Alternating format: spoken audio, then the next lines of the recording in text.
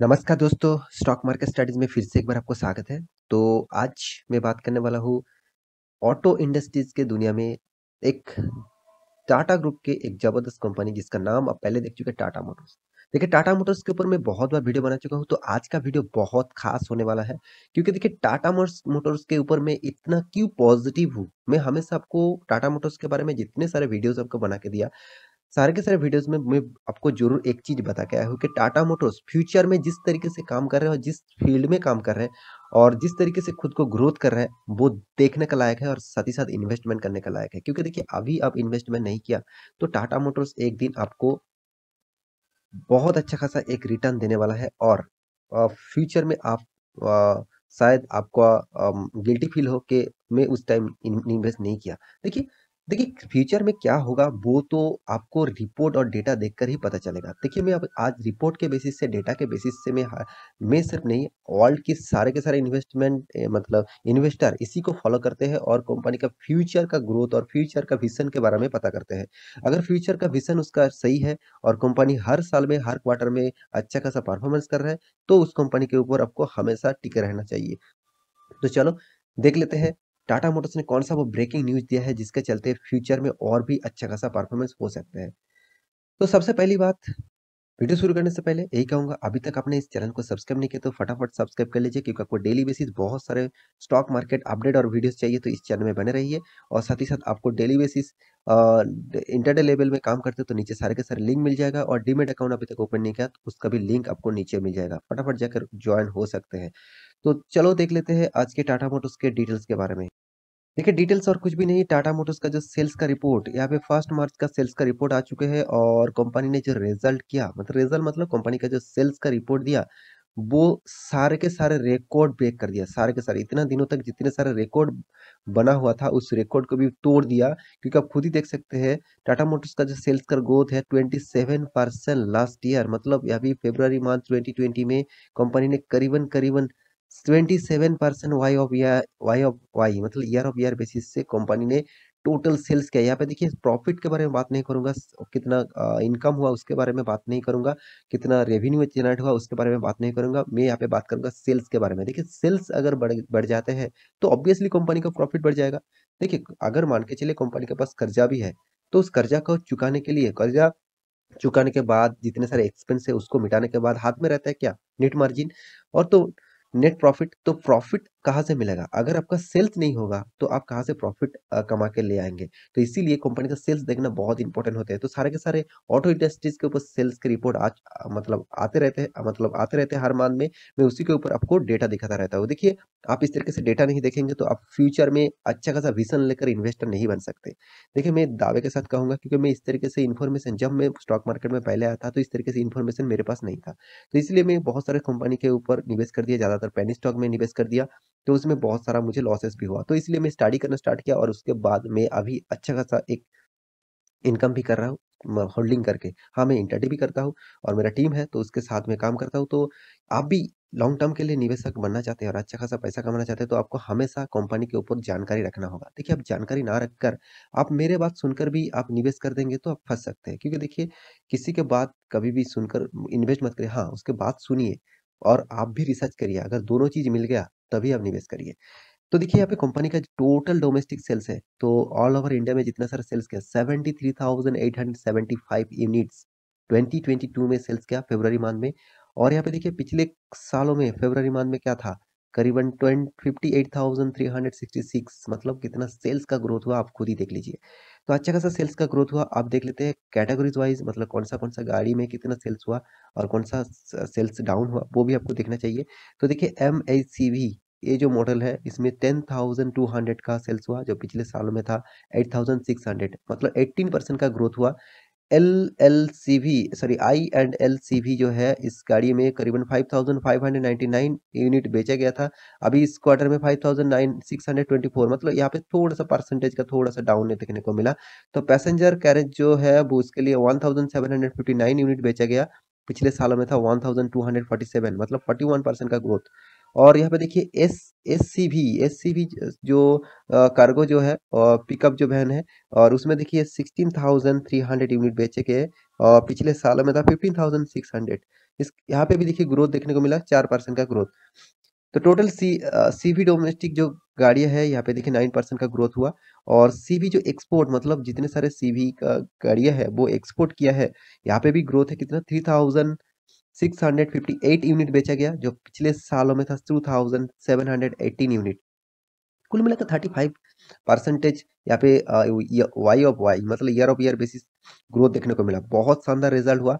Result मतलब बहुत शानदार सेल्स कंपनी ने किया। देखिए कंपनी ऑब्वियसली मैं आपको बहुत बार बोल चुका हूँ कि टाटा मोटर्स एक कमिटमेंट कर चुके हैं कि 2030 के बाद टाटा मोटर्स बहुत अच्छा खासा से सेल्स को बहुत तेजी से बढ़ाएगा और एक टॉप लेवल में रहने का मतलब टॉप लेवल रहेंगे। तो और इलेक्ट्रिक व्हीकल की दुनिया में नंबर वन पोजीशन में रहेगा। ऑल ओवर इंडिया के जितने सारे कार मेकर कंपनी है। तो यहाँ पे आप देख सकते हैं टोटल जो सीवी है, टोटल सीवी का जो प्रोजेक्ट है, टोटल सीवी जो मतलब सेल्स क्या है 37,500 और पिछले सालों में 33,800। इसका मतलब 11% का ग्रोथ। तो देखिए सारे के सारे सेल्स में मतलब कभी भी बहुत सारे में पिछले दिन में अशोक लेलैंड और महिंद्रा महिंद्रा के ऊपर भी बात किया था। वहाँ पे मुझे सेल्स बहुत सारे प्रोडक्ट्स पे डाउन देखने को मिला। मगर यहाँ पे देखिए अच्छा खासा हर डेटा में पॉजिटिविटी है, हर डेटा में। आपको मैं हर डेटा एक बार दिखा देता हूँ, देखिए हर डेटा में यहाँ पे पॉजिटिविटी देखने को मिला, कभी भी आपको नेगेटिव नहीं देखने को मिला। हाँ, यहाँ से छोटा-मोटा सेल्स डाउन हुआ है, करीबन-करीबन देखा जाए तो 25-30 गाड़ियाँ कम बेचा गया है। तो इस तरीके से तो परफॉर्मेंस चलते रहेंगे, वो बाकी सारे इतना सारा पॉजिटिविटी है इस कंपनी के ऊपर। और सबसे जो चीज़ आपको ज़्यादातर देखना होगा इलेक्ट्रिक व्हीकल। तो टाटा मोटर्स ने कितना इलेक्ट्रिक व्हीकल बेचे वो आपको देखना चाहिए। देखिए पीवीआईसीई जो है वो 37,135 यूनिट बेचे हैं और पिछले सालों में 26,739 मतलब 39% का सेल्स ग्रोथ हुआ। और जो सबसे ज्यादा रिकॉर्ड ब्रेक मैं एक बार लिखना चाहता हूँ, रिकॉर्ड ब्रेक किया वो है इलेक्ट्रिक व्हीकल। इलेक्ट्रिक व्हीकल का जो दिग्गज कंपनी है अभी टाटा मोटर्स का बोल सकते हैं, क्योंकि सबसे ज्यादा मैन्युफैक्चरिंग इलेक्ट्रिक व्हीकल और सबसे ज्यादा सेलिंग टाटा मोटर्स ने कर रहा है। आप खुद ही देख लीजिए कितना ज्यादा सेल्स हुआ। 2843 यूनिट बेचे गए, जो पिछले सालों में कितना था 493। इसका मतलब क्या है 478 यूनिट बेचा गया। 478 कितना बड़ा अमाउंट है, आप खुद ही देख लीजिए कितना बड़ा अमाउंट कमाया कंपनी ने। देखिए जितना ज्यादा सेल्स बढ़ेगा उतना ही कंपनी के लिए पॉजिटिविटी रहेगा, उतना ही ज्यादा प्रॉफिट कंपनी कमाएगा। और हाँ, मानता हूँ टाटा मोटर्स के ऊपर बहुत ज्यादा कर्जा है, मैं अभी आपको दिखाऊंगा। मगर कर्जा तो कोई भी चलो कोई भी कंपनी ले लेते हैं। क्या वोडाफोन आइडिया ने कर्जा नहीं लिया? भारती एयरटेल ने कर्जा नहीं लिया? जियो ने कर्जा नहीं लिया? सारे के सारे कंपनी कर्जा लेके बैठे हुए हैं। फिर भी देखिए वो कंपनी कर्जा लेने के बाद भी अगर जिसने प्रॉफिट ज्यादा किया वो कर्जा को धीरे धीरे मिटा रहा है। और वोडाफोन आइडिया का जो इतना सिचुएशन खराब हो गया तो आप क्या बोलूं, आप खुद ही जानते हैं। तो यहाँ पे देखिए टोटल जो परसेंटेज है करीबन 47% का यहाँ पे ग्रोथ देखने को मिला टोटल डोमेस्टिक पैसेंजर व्हीकल्स के ऊपर। तो ये था टाटा मोटर्स के पूरा डिटेल्स। तो मुझे लगता है टाटा मोटर्स ने जिस तरीके से रिजल्ट किया, मेरे हिसाब से टाटा मोटर्स जबरदस्त परफॉर्मेंस किया और सारे के सारे ऑटो इंडस्ट्रीज को हिला कर रख दिया। जितने सारे ऑटो इंडस्ट्रीज है, जितने सारे ऑटो कंपनीज है, इतना ज्यादा अच्छा खासा सेल्स मुझे तो अभी तक नहीं देखने को मिला। फिर भी मैं बाकी कंपनी के ऊपर भी डिस्कस करूंगा। ऑलमोस्ट मैं महिंद्रा एंड अशोक लेलैंड के ऊपर बात कर चुका हूँ, अभी टाटा मोटर्स के ऊपर वीडियो बना रहा हूँ। हाँ, मैं और भी कंपनीज के ऊपर भी बात करूंगा। तो अब कंपनी के बारे में अभी थोड़ा सा बात कर लेता हूँ। तो कंपनी का देखिए परफॉर्मेंस जो है, कंपनी के जो रेवेन्यू के बारे में बात करते हैं कि कंपनी एक साइड बेसिस पैटर्न में रेवेन्यू जनरेट कर रहा है। बहुत तेजी सेल्स डाउन, बहुत तेजी मतलब सेल्स का ग्रोथ इतना देखने को नहीं मिला। एक 30,000 सॉरी 2,69,000 3 लाख इस तरीके से कुछ रेवेन्यू कंपनी जनरेट कर रहा है। ऑब्वियसली करोड़ों में है, यहाँ पे फिगर देख सकते हैं करोड़ों में है। तो कंपनी का नेट प्रॉफिट के बारे में बात करो, देखिए कंपनी पहले तो प्रॉफिट करते थे, 2017 में प्रॉफिट हुआ, 18 में प्रॉफिट हुआ। उसके बाद 19 में तो कंपनी का मतलब सारे के सारे मतलब नेगेटिव पॉजिटिविटी ही खत्म हो गया, टोटली नेगेटिव। और कितना ज्यादा लॉसेस किया था 28,900 करोड़, कितना बड़ा लॉस किया था। उसको भी देखिए फिर से रिकवरी किया, 10,000 करोड़ का लॉस, 13,000 करोड़ का लॉस। देखिए कंपनी क्या लॉस कर रहा है, इसका मतलब क्या कंपनी इनकम नहीं किया? ऑब्वियसली इनकम किया। कंपनी का डेप्थ जो इक्विटी है मतलब जो कर्जा है वो इतना ज्यादा है। देखिए आप खुद से देख सकते हैं, दो मतलब 2% का डेप्थ ऑफ इक्विटी, मतलब फंड का जो इसका डेप्थ है उसका 2% मतलब पार इक्विटी में डेप्थ 2% है, मतलब बहुत ज्यादा डेप्थ ऑफ इक्विटी बोल सकते हैं आप। फिर भी देखिए कंपनी जिस तरीके से काम कर रहे हैं, मेरे हिसाब से इस डेप्थ फ्यूचर में नहीं रहेगा। और टाटा मोटर्स ने एक कमेंटमेंट भी किया है 2010 के अंदर, सॉरी 30 के अंदर कंपनी का जो डेप्थ है वो ना के बराबर लेके आएगा, मतलब डेप्ट फ्री आप कंसीडर भी कर सकते हैं। टोटल डेप्ट फ्री तो नहीं हो सकता, क्योंकि डेप्ट फ्री भी आप कंसीडर कर सकते हैं। देखिए अगर आप उसको किसी भी कंपनी का एनुअली इनकम उसका डेप्ट के हिसाब से कम मतलब ज़्यादा होती है तो उसको डेप्ट फ्री माना जाता है। तो कंपनी के देखिए शेयर होल्डिंग के पैटर्न के बारे में बात करूँ, अगर कंपनी खराब होता तो प्रोमोटर के पास 46% होल्डिंग नहीं होता। एफआईएस के पास देखिए, एफआईएस के पास 14% होल्डिंग नहीं होता। और डीएस के पास देखिए, डीएस ने तो धड़ाक के माल माल उठा के रखा, 13% होल्डिंग है। और पब्लिक के पास देखिए बाकी 25% होल्डिंग है। देखिए सारे के सारे इन्वेस्टर के पास इस कंपनी का होल्डिंग है।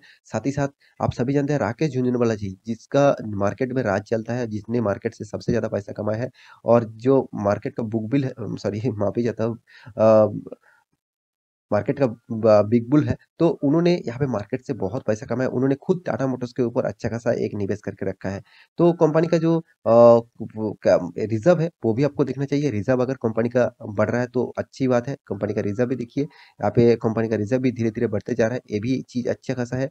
साथ ही साथ कंपनी का लॉन्ग टर्म बोरिंग मतलब कर्जा भी देखिए 16 करोड़ तक अभी फिलहाल के लिए कर्जा है। और शॉर्ट टर्म बोरिंग मतलब शॉर्ट टर्म के लिए 2 करोड़ से भी ज़्यादा, सॉरी 2000 करोड़, 16,000 करोड़ का शॉर्ट लॉन्ग टर्म और शॉर्ट टर्म के लिए 2,500 करोड़ तक कर्जा है।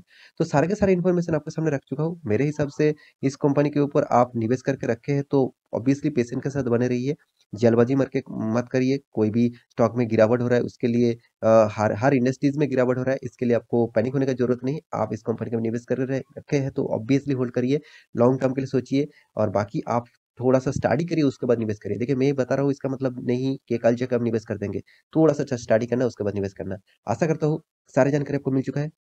मेरा वीडियो अच्छा लगा तो लाइक करना, दोस्तों के साथ शेयर करना और इस चैनल को सब्सक्राइब भी करना। मिलते हैं नेक्स्ट व्लॉग लेके, तब तक के लिए अच्छे से रहिए, अपना ख्याल रखिए। Bye bye.